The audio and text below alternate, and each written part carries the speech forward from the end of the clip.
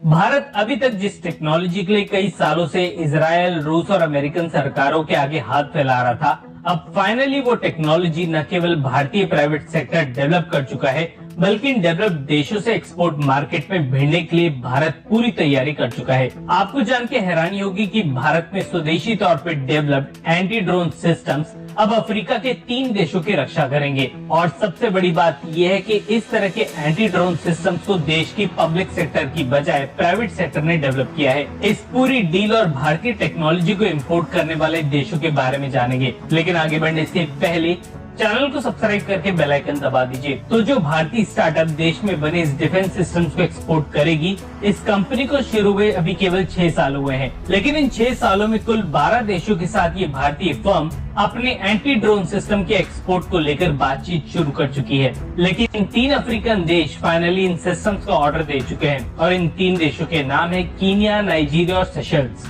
वैसे already in anti drone systems का order इस स्टार्टअप को भारतीय एयरफोर्स की तरफ से मिल चुका है और इस ऑर्डर की कीमत करीबन 200 करोड़ रुपए के आसपास है। ये पहली बार नहीं है जब कोई भारतीय एंटी ड्रोन सिस्टम्स किसी विदेशी जमीन पे इस्तेमाल होगा, बल्कि आर्मेनिया भी ऐसे सिस्टम्स का एक काफी बड़ा खरीदार है।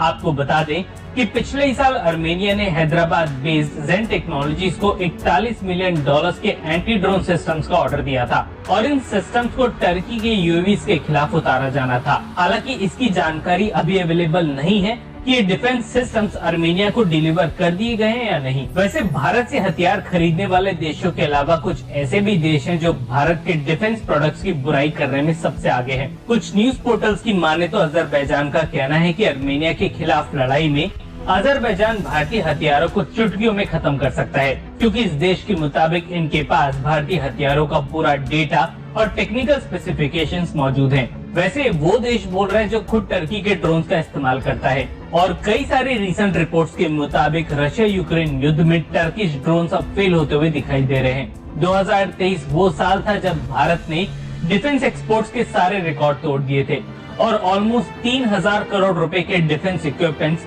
85 से ज्यादा देशों को एक्सपोर्ट किए थे और इन देशों की लिस्ट अब काफी तेजी से बढ़ने लगी है। इस एक्सपोर्ट को बड़ा बूस्ट तब मिलेगा जिस दिन भारत अपने खुद के स्वदेशी जेट इंजन बनाना शुरू करेगा, क्योंकि तब से भारत को अपने एयरबोर्न प्लेटफॉर्म दूसरे देशों को बेचने के लिए किसी से परमिशन नहीं लेनी पड़ेगी। हम यहाँ तक सुन चुके हैं तो कमेंट सेक्शन में MII यानी मेक इन इंडिया लिखने के बाद वीडियो को लाइक के बिना मत जाइएगा।